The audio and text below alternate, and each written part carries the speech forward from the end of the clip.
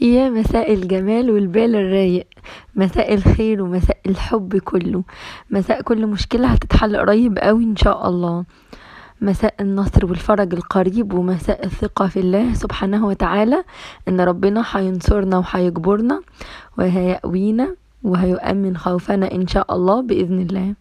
مساء الفل والهنا، يلا بينا نشوف مع بعض فيديو النهاردة. يلا بينا. السلام عليكم ورحمة الله وبركاته. اللهم صل وسلم وبارك على سيدنا محمد.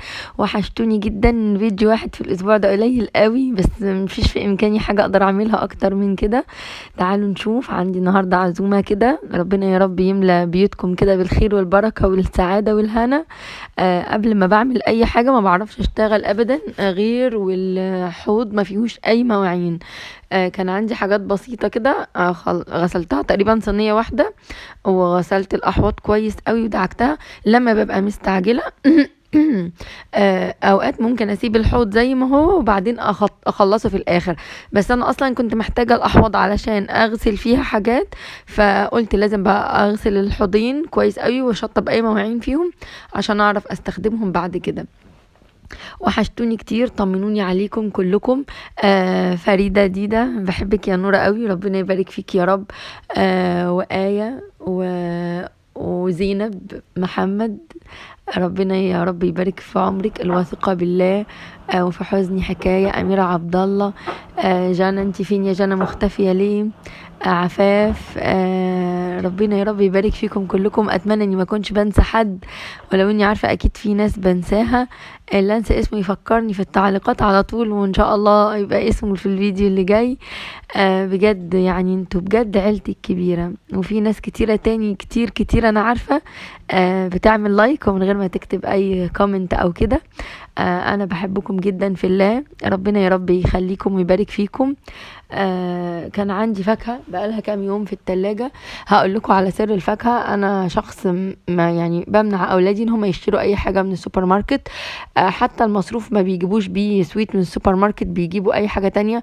ناهيكم اصلا على ان احنا خلاص بقى فيه دلوقتي يعني مانعين الحاجات دي، مش بنشتريها. مش عارفة بقى اقول الكلام بالظبط علشان ما يبقاش اي فيه سترايكز على الفيديو. فاحنا بنعوض ده بان احنا بنجيب الفاكهة. المهم كان عندي شوية فاكهة وقلت ايه، اغسلها بقى علشان ما تبوظش اكتر من كده، لان هم متعودين ان الحاجه في التلاجة تبقى نظيفه، وانا منبهه عليهم ان كل الفواكه مش نظيفه. فالمهم احنا ما بنشتريش اي حاجه من السوبر ماركت ولا الحاجات الساقعه ولا كده، فبنعوض ده بان احنا نبقى موجود في فاكهه يعني. لو تاخدوا بالكم، انا الفيديو اللي فات نظفت البوتاجاز من فوق فقط، والنهارده زي ما انتم شايفين كده بعد ما غسلت الفواكه قبل ما ابدا في اي حاجه قمت منضفه السيراميك اللي فوق البوتاجاز. بس كده، عملت حاجة تاني في المطبخ في التنظيف؟ ما عملتش اي حاجة تاني. بس الحاجة اللي بعملها يعني بعملها بضمير، بنضفها كويس قوي وبنضفها صح قوي. حاجة على حاجة هنعملها في كل فيديو سوا مع بعض، هتلاقي الدنيا ظابطة معاكي ومفيش حاجة بتتكركب لفترة طويلة فوق دماغك يعني. وتلاقي اللي انت بنيتيه طول الاجازة تهد منك في الدراسة مع مسؤوليات المدارس والشغل والبيت والدنيا دي. المهم بقى اجيب بقى بصلة وافرمها، واقعد كل ما احتاج بصلة اروح اجيب بصلة تانية وافرمها. لا، لما ببقى عندي عزومة او بعمل كمية اكل كبيرة بجيب كده 8 9 بصلات بفرمهم كلهم، خلي الفرم خشن، واللي بيفيض مني بحطه في الفريزر او اعمل على القد، بس ايه، اعد العدد كل البصل اللي انا عايزاه وافرمه مرة واحدة عشان ما بقاش رايحة جاية على المفرمة.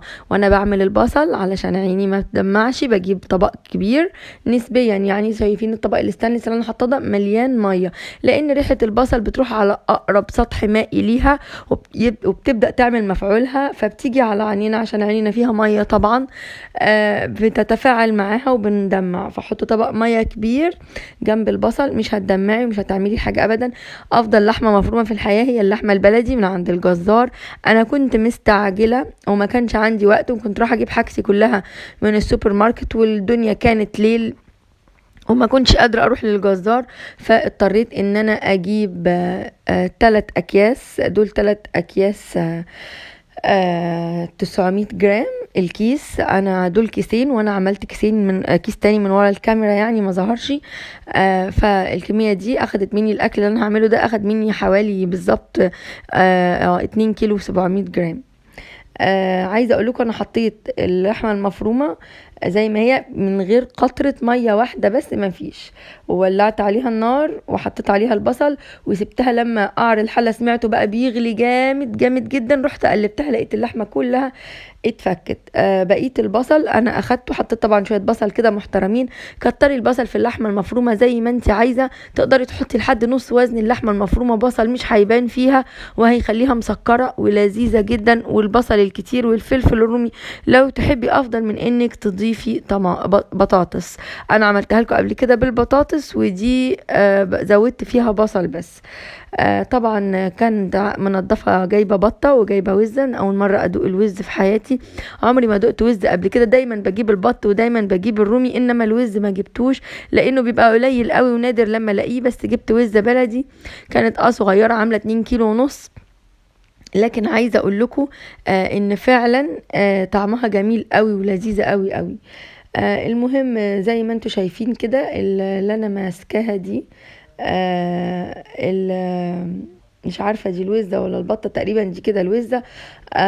شرطتها شرطتين من عند الصدرين وشرطتين من عند الوركين، وحطيت فيها التتبيلة. نسيت اقول لكم على التتبيلة، حطيت على البصل ملح وفلفل وكزبرة وقرفة، وحطيت طبعا حبهان وورق لورا، وحطيت كمان توم باودر وبصل باودر، وحطيت معلقة واحدة من ال7 بهارات، بس انا بعملها في البيت او انت اشتريها من غير جوز الطيب. انا ما بستخدمش جوز الطيب، هي ما بتعملش سحر في الاكل، عادي زيها زي اي حاجة، وفي 1000 حاجة بتغني عنها.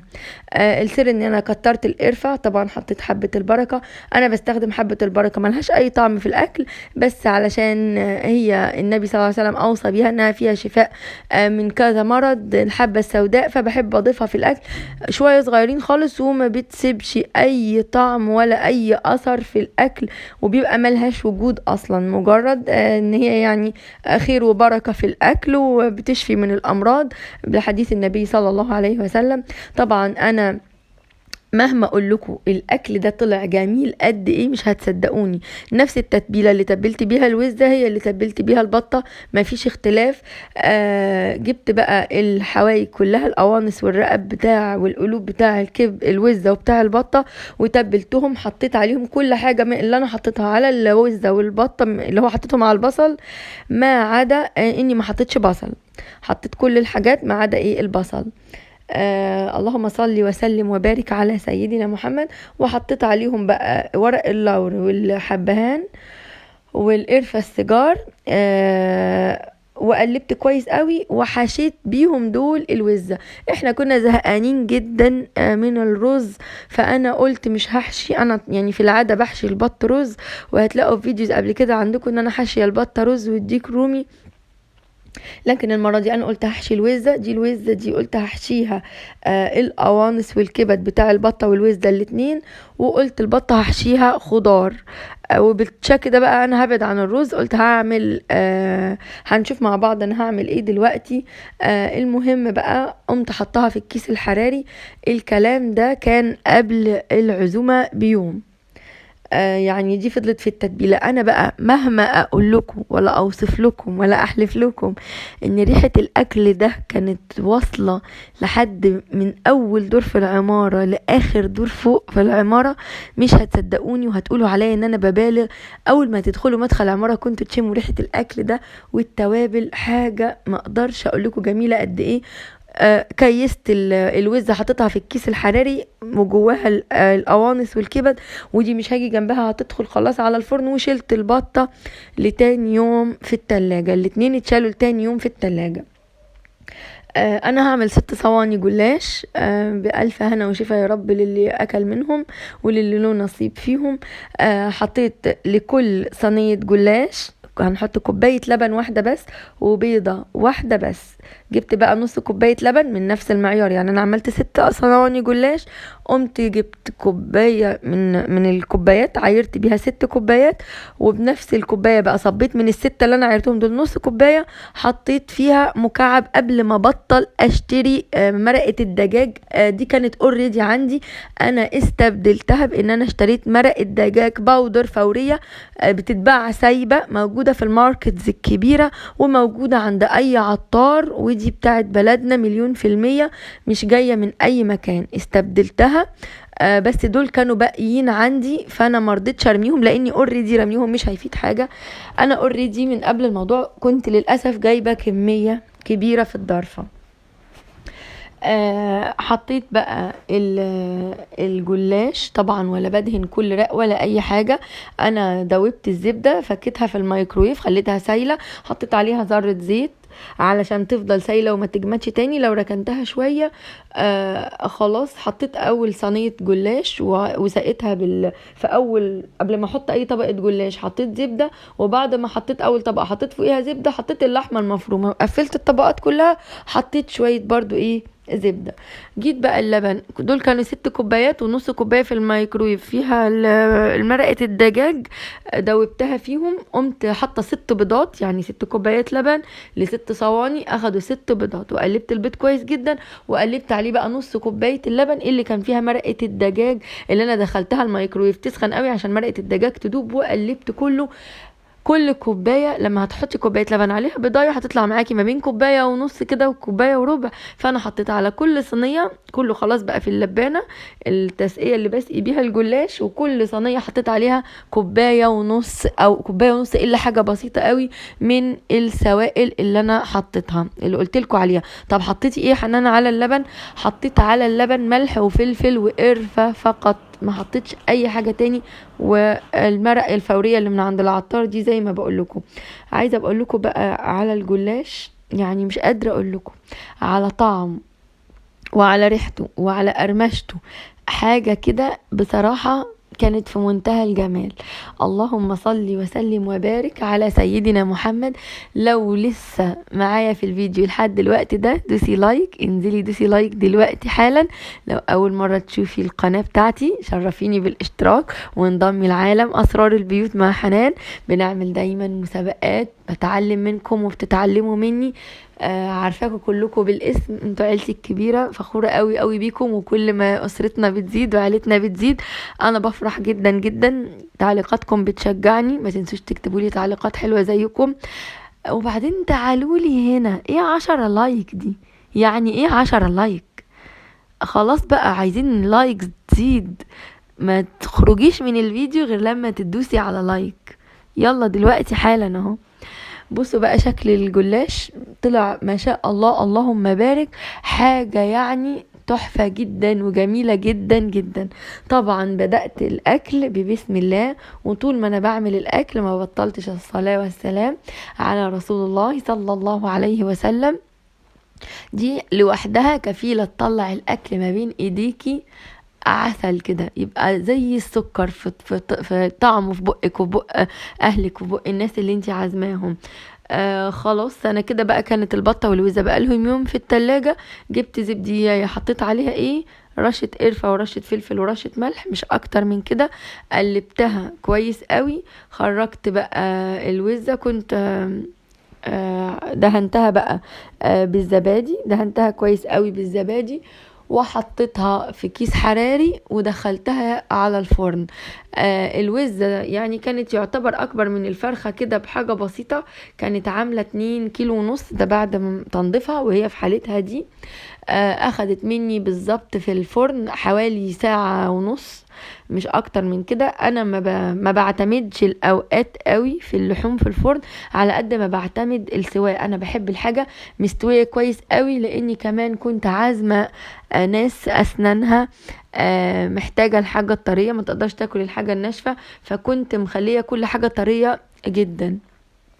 حطيت الوزة كده في الفرن خلاص بتستوي، وجبت بقى كوسة وجبت بطاطس، حطيت عليهم ملح، وحطيت كمان فلفل، وحطيت قرفة، حطيت ورق لورا، وحطيت ال7 بهارات.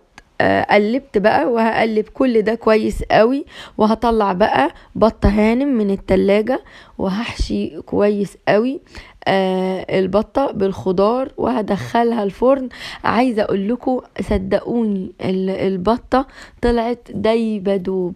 عارفين تمسكوا الدبوس كده بتاع البطة، يطلع العظمة بتاعة الدبوس بس، مسلوته كده، واللحمه زي ما هي موجوده تحطيها في بقك تدوب في البق دوب. البطه حطيتها اول ساعه على نار حاميه. عارفين الرف التحتاني بتاع الفرن، انا حطيت فوقيه مش الرف الصاج التاني بقى، حطيت فوقيه الرف الشبك في الدرجه اللي فوقيه على طول، وحطيت عليها البطة أول ساعة أو أول 45 دقيقة سبتها في المكان ده. بعد كده رفعتها على الرف اللي فوق، نفس الرف ده نقلته فوق اللي هو الشبك، حطيته فوق في نص الفرن أو الحتة اللي قبل النص اللي فوق النص بشوية، وهديت الفرن بقى بعد ما كان على أعلى درجة حرارة عملته على نص بالظبط، وسبتها بقى كمان ساعة. خرجت من الفرن مش قادرة اقول لكم على جمالها. انا هنا بعد ما حشيت الخضار حطيت في قلب البطة، بعد ما حطيت الخضار قرن فلفل حامي قوي خلى الخضار جوه طعمه حاجة ما اقولكوش على الجمال. وعلى طول قمت حاطه في الكيس الحراري الخضار اللي اتبقى من الحشو بتاع البطة. الخضار ده العيال كانوا بيتسابقوا عليه كده مين ياكله كده بالشوكة، حاجة في منتهى الجمال. تقدري تعملي رز ابيض، لو انتي من هواة الرز الابيض تقدري تعملي رز اصفر بالزبيب وبالمكسرات، حاجة يعني في منتهى الجمال. ده لو انتي ملكيش مزاج للمكرونات. احنا كنا زهقانين من الرز، فبيني وبينكم انا ما عملتش رز. وعلى طول قفلت الكيس الحراري وتيك تاك دخلتها في الفرن. المكرونة بالبشاميل جهزتها، عاملاها معاكم في كذا فيديوز قبل كده، طلعت جميلة، طلعت في منتهى الجمال. انا بقى حمرت وشها فوق في الشوايه، من فوق الشوايه اللي بره البوتاجاز اصلا على الرخامه كده، وحطيت الشوايه فوقيها، وعملت الصينيه الكبيره، وعملت القالب ده كمان. وبس هو ده اللي انا عملته، ما عملتش اي حاجه تاني غير شويه شوربه لسان عصفور وشويه سلطه. وما بحبش اكتر في الاكل علشان ما فيش حاجه تفيض، وعلشان طبعا ما تنسوش الناس اللي انتوا عازمينهم تديهم اكل وهم ماشيين بالسلامه يكفوهم، ويبقى انتوا هما ياكلوا ويتهنوا وانتوا تاخدوا اجر. عندك الغفير، عندك اي حد من اهلك، اهل زوجك ساكن جنب منك، تفتكريه وتبعتيله كده طبق ملفوف بفويل فيه من كل حاجة انت عملتيها. وبعد كده جرينا حتتك بتتك على السفرة، حضرناها ورصينا الحاجة وكلنا بالهنا والشفا. الفيديو خلص في ثانية مهما يبقى طويل، بحيث اني اتكلمت معاكم دقيقتين 2. اشوفكم في فيديو قريب ان شاء الله باذن الله. ما تنسوش تدوسوا لايك، دوسوا لايك دلوقتي حالا، وما تنسوش تعليقاتكم الجميله. بحبكم قوي، دمتم في صحه وهنا وخير وعافيه. بصوا البطه مهما اقول لكم على الشكل غير الطعم كمان، طعمها ما اقولكوش بجد كانت ممتازه، وكانت بتدوب في البق دوب، وحاجه يعني مفيش اجمل من كده. الحاجة الحلوة اللي انا كنت عاملاها اشتريت تورتاية وعملت فروت سالاد، وتقضى اليوم من فضل الله تعالى. اللهم ارزقنا بالخير يا رب. ما تنسوش اللايك. دمتم في صحة وهنا وخير، والسلام عليكم ورحمة الله وبركاته.